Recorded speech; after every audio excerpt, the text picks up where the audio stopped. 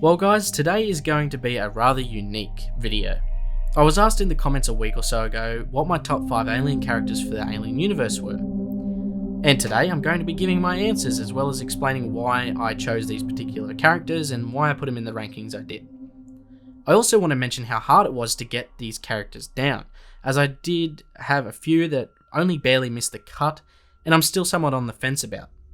However, without wasting much more time, let's explore my top 6 alien characters. Dr. Hollis holds spot number 6. Some of you might not know this character as she is a lesser known comic character, but boy did she earn some respect points when I first read the Aliens Defiance comic series. Dr. Hollis makes her first and only appearance in the Aliens Defiance comics, alongside Zula Hendrix and Android Davis. Dr. Hollis won my respect through a very particular and extraordinary event. During her time, she eventually became host to a Xenomorph Chestburster, after which the situation became grim, with the knowledge of what comes next. However, in the face of death, Hollis simply said no. Instead, being a skilled surgeon, she opted to instead try and have the Chestburster removed, and not only removed, but to do it herself. Yeah, you heard me right, Dr. Hollis remained awake during her own surgery, as well as performing her own surgery. She had to carefully remove the Xenomorph Chestburster from all the delicate places that it had embedded into her body, which by most regards is a near impossible feat, especially when you're doing it yourself. And on top of that, she is successful in doing so. Very, very impressive, and cements herself as one of the most badass characters in all of the Alien universe. Now, in my opinion, you can't have an Alien top 6 without this character. Comedic relief meets goofball meets relatable give-up attitude meets ultimate badass, funnily enough. Good old Hudson is simply fantastic. Since the very first time I watched Aliens, Hudson has stuck with me and is pretty much my top character in terms of engaging me in the reality of the situation that the Marines found themselves in on LV-46 and Hadley's Hope. He starts out as rough and tumble, overconfident, military arsehole. That's pretty much the group's equivalent of a class clown. He's overconfident, but that quickly evaporates though when he sees the true nature of what it is that he's facing. He breaks, and fairly so. What they were facing was nothing short of a nightmare, and it was great to have a realistic and relatable opinion to the situations that the group found themselves in whilst doing battle with these Xenomorphs. Hudson is the best, even when he's acting like the worst. And let's not forget the long line of heavy, memeable, and memorable quotes to come out of this guy. We got nukes, we got knives, sharp sticks. Knock it off, Hudson. He's coming in. I feel safer already. Stop your grinning and drop your linen. That's it, man. Game over, man. It's game over. Go out there and patch in manual. Oh, yeah, sure. With those things running around, you can count me out. Maybe we got him demoralized. Sure.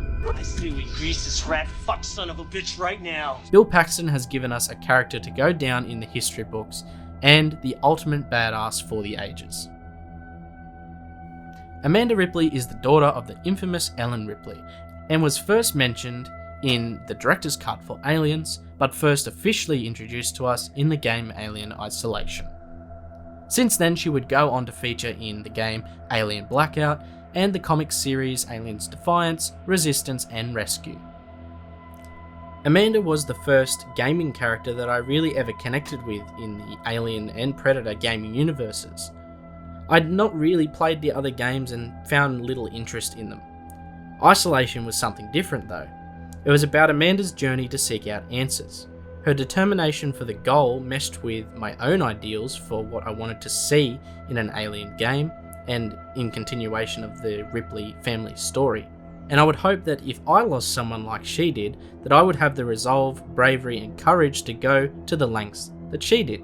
Her ingenuity and further stories battling the Xenomorph and Weyland-Yutani alongside Zula Hendrix also keep me excited to see where this dynamic duo would show up next. I love Alien Isolation, and it gave me a massive respect for the character of Amanda. and with her fate left open as of the end of the Alien Rescue comics, it keeps me hopeful that we haven't seen the last of her. Reading the Defiance comics for the first time, I was blown away with just how memorable that story is. Defiance for me is probably the best comic series in all of Alien canon to date. Zula is a big part of why that is. Through her eyes and experience, we get to see so many looks into the state of the alien universe. Her life before, during, and after the colonial marines give us possibly the best look into the state of society, the military, and even places like Earth, Mars, and more. Through this kick-ass woman, we get so much world building around someone who is relatable. Someone who is trying to do the right thing and survive in a world that's completely against us. More and more every day, unless you're in a position of power. Zula, despite everything, perseveres and is able to go against the ones who control her and try to take advantage of her.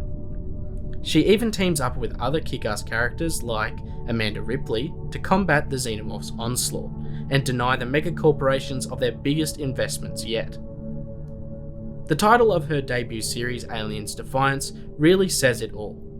It's her Defiance. She is the Defiance, and the work she would do to keep humanity safe is the embodiment of that title. I mean, what else can I say? I really hope that her and Amanda and their intertwined histories eventually continue through canon and gain interesting and satisfying conclusions. Okay, so I cheated a little bit for number 2, which is a spot that I had to stretch a little. I simply couldn't decide between these two, so I've lumped them in together. David and Walter. If there was ever an embodiment of good and evil in an alien universe, then it's these two. And I suppose I don't really have to go into which one is which. David is chaos and vengeance. Walter is control and passion. Since I met David and Walter in the prequels, I have been a massive fan of both. Each for almost the opposite reasons. Watching the ideologies of these opposing ends, and more than that, the ideologies of synthetics, is amazing. The scenes where these two are together, doing literally anything, is a sight to behold. Well, besides that one scene. Watch me. I'll do the fingering. No, all jokes aside though, even those scenes add to the importance of the connection between these opposing dyads. And with their collective fates left open-ended, I have been on the edge of my seat waiting for the continuation and conclusion of their story arc since 2017. And finally we come to number 1. A bit generic and probably predictable, however there is a very good reason for that. And that is because it's Ellen Ripley. She belongs at the top of the food chain as always. The story of Ripley, why do we as a society cling to this idea, and even more so myself? Well, there is a multitude of explanations and I've made a singular video about this in the past, but I think that it is simply the heroism that she embodies. The idea that heroes do exist and that they are out there, that they don't need powers and they are protecting us, watching over us and keeping the forces of evil at bay. It makes us feel safer and feel more protected, and eventually it makes us envy them and begin to want to see ourselves as one of them one day, to begin to become heroic like those who have come before us, and to provide safety for others, to care for those around us and to keep harm from befalling them. Ultimately, these stories show us that even though the heroes are great, they are still human. They still die, but in doing so, their legacies do not. They are carried onward and forward to those who have picked up the torch or are brave enough to share the word of their triumphs and tragedies. Heroes like Ripley are given immortality in the memories of those who they inspire. As she has been for many of you, I would suspect, and for me, an inspiration and a role model. Her story teaches of hardships, triumphs, and an inevitable end. And if their purpose is carried on by those who come after, then those heroes have never really fallen. Instead, all but transcended the physical and into the supernatural. The immortal, and most importantly, the relatable. The fact that Ripley could be me or you or anyone willing to make a stand and say no in the face of adversity.